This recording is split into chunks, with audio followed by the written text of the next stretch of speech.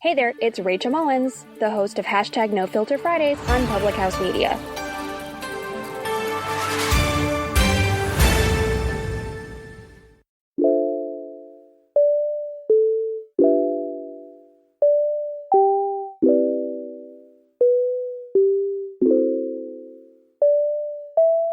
Hi everyone, welcome back to another episode of the Food for Thought podcast. I am your host, Kylie Thompson. Before we get started with anything today, I do just want to say that this episode is sponsored by Coffee Over Cardio. I talk about them a lot. It's a really great coffee company run by women, and I use their cold brew tumbler all the time, as well as their cold brew packets. They're so amazing. I love everything about the company. All of the products are amazing. Try the messy bun cinnamon bun coffee. They come in K-cups as well as the grounds. I have a coffee pot, so I use the grounds. And yeah, they're so great. They also just dropped some new merch. They have adorable little mugs and so much stuff going on. So they're sponsoring this episode, and I do have a coupon code for them. So if you want 10% off of your order, head to coffeeovercardio.com and just plug in at checkout the coupon code 10K Thompson for 10% off of your order. Again, that is 10K Thompson for 10% off of your order. Another thing before I get started with episode 8 today is I just wanted to let all of you know, I think everyone knows this, I pre-record my episodes, and prior to the air date of April 27th, I had probably 15 or 20 episodes recorded, and Millie was one of those, and a lot of things have changed since I recorded with her, and basically, we talk about her social media account, specifically her Instagram account, Millie, where she's a social media influencer, body positivity, eating disorder recovery advocate. And she has since last week actually decided to step away from that account and that community, just, to move on to the next chapter of her life, which I so support and commend her for doing that, because it can be hard to step away from something like that, especially when you have a large social media following and you know that you're making a change, but she did something really great for herself and is moving on to the next chapter of her life. So I really support and commend her for that. It doesn't make any of the information that I got from her any less valid, but I just wanted to let you know, if you go to follow that account, I'm not sure if she deleted it yet, but I do believe she's going to. So you can actually follow her personal account, which I'll link in the episode bio for this week. So you can go over there and check out her personal account. It's great content as well. And I'm really excited to see everything that she does with her future. And, her social media following is already growing on her personal. And I do think that she's going to continue to make change, but just in, not as much of an official way. And I don't have as many followers as she has by any means, but no matter how many followers you have, you feel this pressure to continue to produce content and do this and that. And I'm really proud of her for stepping away from that and, changing her life and rerouting a couple of things. So she's doing so great. She's only 18 years old. So she has so much life ahead of her. And I know that she's going to continue to make change. So yeah, go head over to Instagram and follow her personal account instead of her influencer account. And I'm just really excited to get right into this episode with Millie. She's so adorable. We were just talking on Instagram. I was DMing her about how cute her accent is. And I'm from Wisconsin and I have such a disgusting Wisconsin accent. So just being able to have a nice, soothing, UK accent is really cute. And she's just, the content that she gives us for this episode is really great as well. You'll learn a little bit more about her eating disorder recovery journey, as well as what treatment is like in the UK, which I find really fascinating because I obviously am from the United States and we just do a lot of things differently in the world of healthcare. So this was really fascinating for me, and I hope it is for you guys as well. So without further ado, here is episode number 8. All right, everyone. Today I have Millie Staniforth here with me. How are you today, Millie? I'm good. How are you? I'm good. It's so good to finally see you in person and chat with you. How's everything going? It's going all right. I mean, obviously the world's in a bit of a weird situation at the moment, so yeah. It's been a bit tougher than usual, but yeah. I was actually going to ask how things are going over there with COVID-19. Yeah, so I'm from the UK. Our country is in lockdown pretty much. Everyone is at home. Everyone's staying at home. We can't go out unless it's for exercise or going to the shop or something, which is making it quite hard, especially I know for a lot of people with mental health issues. you know, isolation does make it thrive. Yeah, So, definitely. Yeah, that's pretty much how things are here in the US as well. Wisconsin has been, I think I'm on like a month and a half of social distancing, and I know other places, I know like Florida opened up beaches and things like that. So it's kind of like each state is doing their own thing and trying to figure out what's best for like their economy versus their people. I'm glad our governor hasn't opened anything back up yet, because I just feel like it's going to create a second wave of everything, and then we'll be social distancing for all of 2020, and nobody wants that. Yeah, I mean, it's going to be hard to kind of get out of. I know, like, we're still in lockdown until at least like May 7th, I think. So, you know, and then it could be extended after that, but it depends on a lot of things. But yeah, it's just a matter of seeing what's happening and just going from there.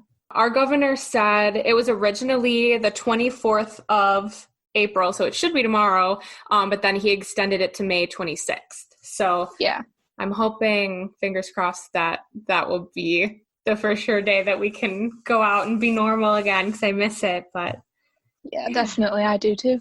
Yeah. All right, so let's just jump right into it. Why don't you just tell the listeners a little bit more about yourself? So I'm 18 years old. I'm from the UK. I'm from a little town called Doncaster, which is like north of England. Not Scotland, but like below. I can't describe it properly, but it's in the north. And I've had an eating disorder for 3 years now. 3 years? Yeah, 3 years. And I started recovery 3 years ago as well. I guess a lot of it started when I was about 15. So I was going through a period of exams in school, and I've always been a perfectionist. So if I ever didn't do well in an exam, I would like completely break down. And one of the ways that I chose to cope with exam anxiety was through exercise. And at the time, I was wanting to lose weight. So I used exercise, ended up using exercise more as a weight loss method rather than just through the joy and anxiety relief that it was. So then it started to impact my eating and what I ate. I started feeling myself becoming afraid of certain foods rather than, you know, just saying, oh, I don't want that. It was like, I can't have that. And I think that's quite common with a lot of people with eating disorders as well, that it does become a fear rather than just a, oh no, I don't want it today, you know, I don't fancy that. So that started it all off, I guess, and from there things kind of just escalated rather quickly, actually. Sure. I mean, access to mental health services, because we have our public health service, so we have like therapies for free, and you know, it's all funded through taxpayers. That's awesome. I didn't have to wait a long time, or I didn't have to spend any money to get help. But the help that I was provided at first, it was like we were bounced between a lot of services at first. I was either too severe for some services, or I wasn't severe enough for others. So it spent a lot of time, which I could have been in recovery at that time, bouncing around. And by the time that a service finally accepted me, I was told I had to go inpatient because my physical and mental condition was that it was that bad. And I was in a psychiatric unit for 2 months, I think, 2 months. Wow. To get my weight and my mental health back on track. And I've had like a couple of relapses between that, but I've managed to get through it. And since like, I'd say since like late 2018, I've been on like a very solid recovery path, and you know, that's what I keep doing every day. Yeah, definitely. If you don't mind me asking, what was your time in inpatient like? Because that was something I never experienced. Did you have a hard time adjusting, or was it like by the time you went in to that inpatient facility, you were kind of surrendering to your recovery and you were more willing to go there? So the good thing about my case is that I wasn't sectioned, so I wasn't kind of forced into going. Mm-hmm. It was my decision. They said, we want you to go to this unit. We think it will be beneficial. I reckon if I would have said no, they probably would have sectioned me. Mm-hmm. But I said yeah, because within all the eating disorder noise, there was a part of me that still wanted to get better and wanted to find a life out of it, especially since, I could see the driving factor for me was how it was affecting my family. Mm-hmm. I had to go to general hospital before I went to psychiatric unit. And when I was, I'd be sat there crying and being just so upset and angry with myself and angry with the food that was in front of me. And, I saw my dad cry, who I never usually see cry. I saw my brother cry, who I never usually see cry. And I realised, just the impact it was having and how much it changed me as a person and how much it was impacting other people as well. Mm-hmm. So I think when I got there, I kind of thought, do I want to do this? Not necessarily, but will I do this? Even if it's just not for myself at the moment. Yeah. And then about 2 weeks in, when I started feeling a little brighter in myself, because, malnourishment does make you miserable. Mm-hmm. When I started, eating and kind of getting over fears of certain foods and feeling myself feel a bit more comfortable, I started doing it for myself rather than just for others. I think that was the starting point for me, was thinking, this isn't for me, it's for everyone else. And then thinking, oh, actually, this is for me, the real me. Mm-hmm. And actually kind of answered my next question too, but if you want to touch on it a little bit more. So your family was obviously then supportive of you going into treatment and stuff like that. How did they adjust to you being in inpatient treatment? And then when you came out after that 2-month period, how did they adjust to that?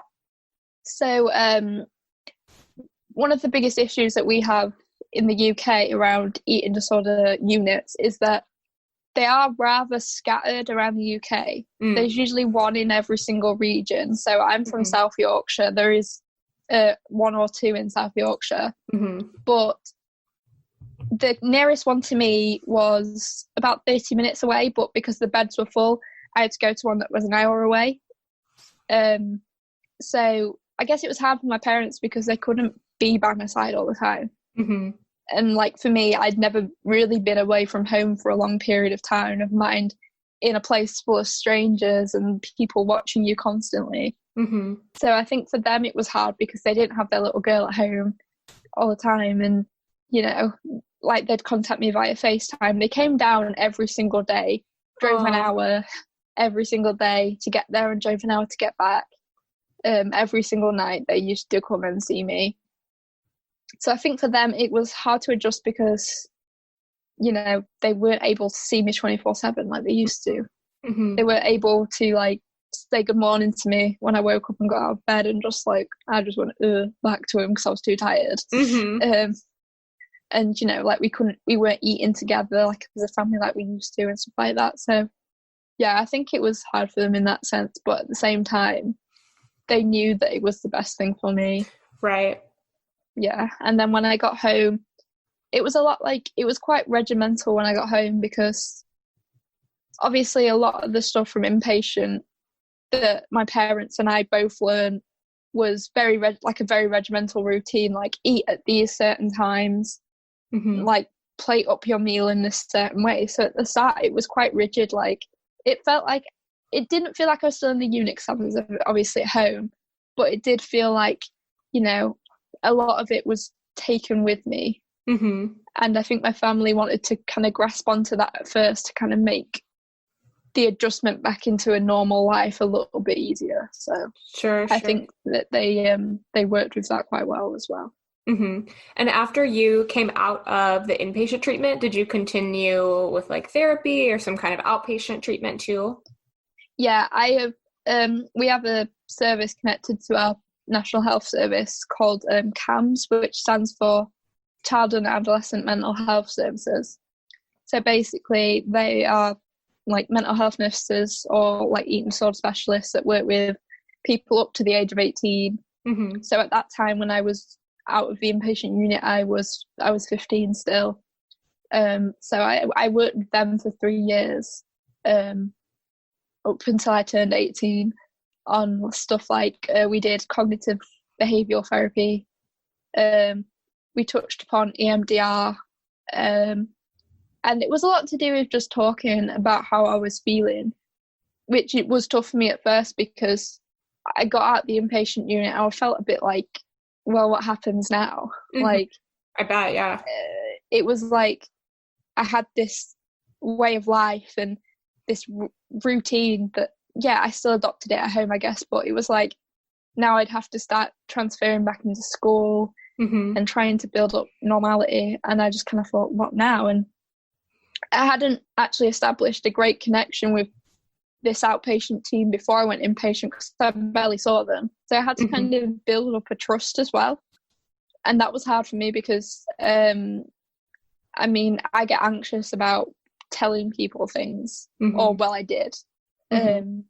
So having to open up about my story again and kind of talk about everything, it was like repeating kind of what I'd been through in the unit, and it kind of wore me down a bit. It did, but you kind of, when you get used to a therapist or someone, it makes it a lot easier. I had an amazing therapist whilst I was with CAMS. I'll just say D, because that's his birth, like the first letter of his first name. And he was so personal, yet like he was professional, but he could have a laugh. He could make a joke with you. He understood my sense of humour, which is quite dark at times, and sometimes I'd make fun of myself, and he used to acknowledge that, you know, that was just my way of coping at the time. Sure. So it's stuff like that, like people understanding you and your needs, and that's what made it a lot easier for me when I got out of inpatient. Yeah. Sure. And finding the right therapist is so important, because I know when I was seeing a therapist, it was like, I think I went to like 4 before I found one that actually stuck with me, because it was like, I'd walk in the room and everything from like, I was so picky, and I was younger too. I want to say 16 or 17. And I walked in and I like, if I didn't like the decor or like, so just like the vibes in the room, I was like, nope, it's not right for me. I get that. Yeah. And the one that I ended up sticking with, she was very much like that too. And she was just like, there'd be some days, especially when I first started going, where I'd just sit and like stare at her for an hour and hardly say anything. And she was really like accepting of that and like just of my process, because she acknowledged with me that even the fact that I was there was like a step in my recovery journey. And then there would be some other days where like something would have happened and I'd go in and like, I'd talk a mile a minute and I'd go off for like an hour, and she wouldn't get in a word in very much, but she'd be like, okay, I wrote all this down. And once you've had a couple of days to like sit and think on it, we'll come back and talk about it. And so, just finding a therapist that like fits right in with you is super, super important too. Definitely. So I have to hit on this. You have quite the following on Instagram. How, and obviously that's how we connected, but how did you get such a following? Like, what started that for you? What was that journey like? It was just like, I used to see people's accounts on Instagram when I was inpatient. We were allowed our phones and stuff, so I used to look through the ED recovery tag on Instagram, and I'd see all these people sharing their experiences, and I just thought to myself, oh, I could do that, you know, I could talk about stuff and maybe it'll help me along, you know, by saying something to other people like motivational. Sometimes you can apply it to yourself. And I guess that's what I started doing. Like, I'd do little posts where I'd just like share my food when I went on leave and stuff. And I was inspired by a lot of other like Instagrammers at the time. So Leandra's Road to Recovery, for example, she's an amazing eating disorder recovery account. And she was one of the first people I followed, and one of the first people that really inspired me to make an account, I guess, at the time. So I think it was like, it's actually coming up to the third year anniversary. So May 2017, I started it. Just kind of shared about what I was doing and like what I was eating and how I was feeling. And I started gaining followers, and I was like, oh, right, well, I guess I'll just keep doing it. And I kind of just kept doing it. And all of a sudden, like, it went from like 1,000, 2,000, 3,000 4,000, and then it went up to 10k, and I was like, whoa.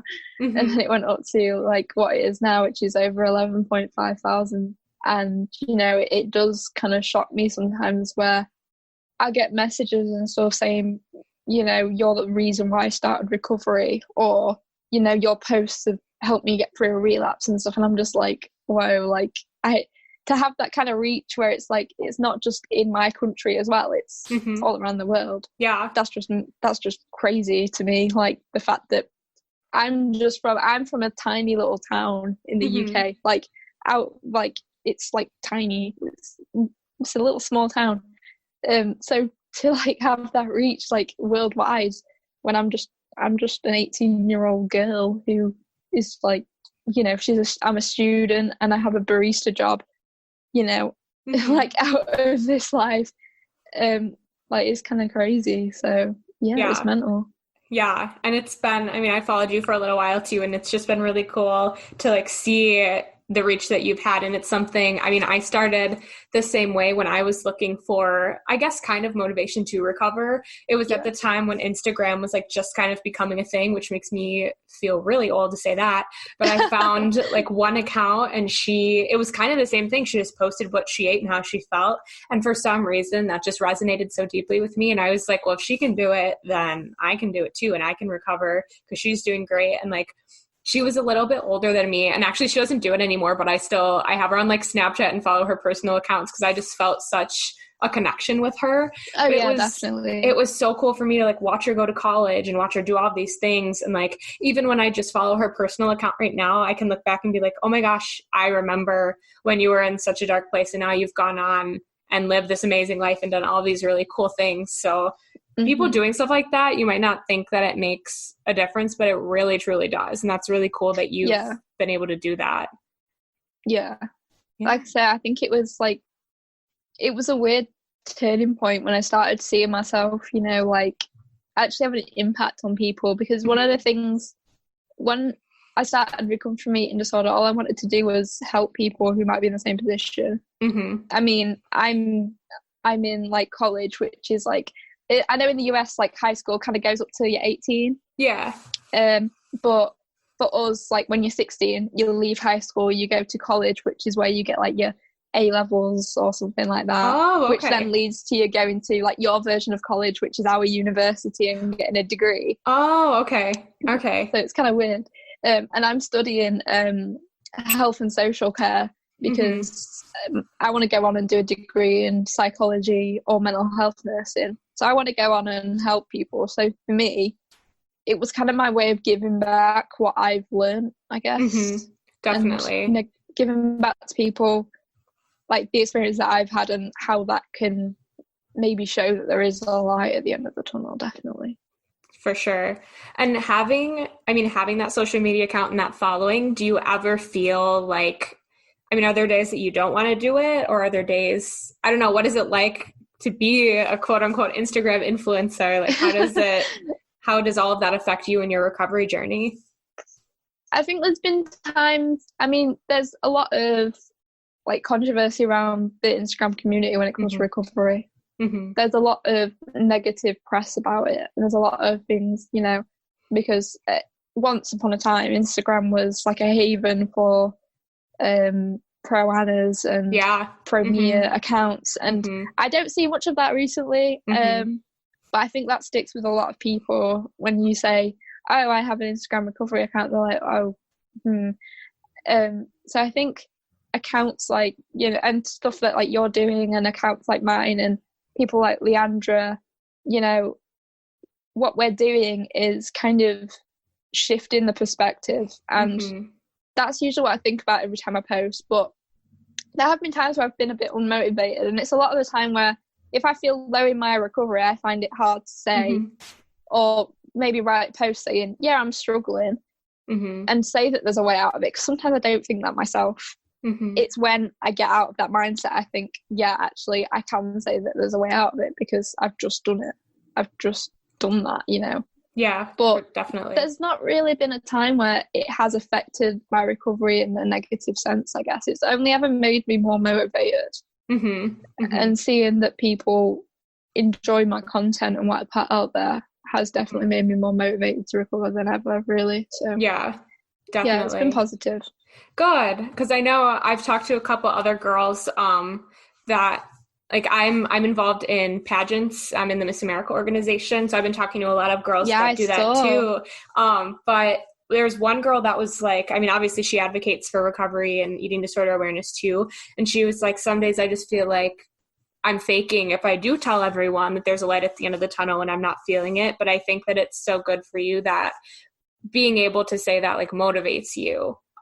Just because, I don't know, that's kind of how I felt too some days. It's like, well, if I post this and say that I'm not doing that great, then maybe somebody else will see it and be like, well, I'm not either, but like, that's okay. So I think, I don't know, I just think that the work that you're doing is so great. Oh, thank you. Yeah, of course. So do you have any last little bits of food for thought for our listeners before I let you go? I'd say that if any of your listeners are going through a rough time right now, that it gets better. I know that people say it all the time, and it's easy to think, all right then, sure.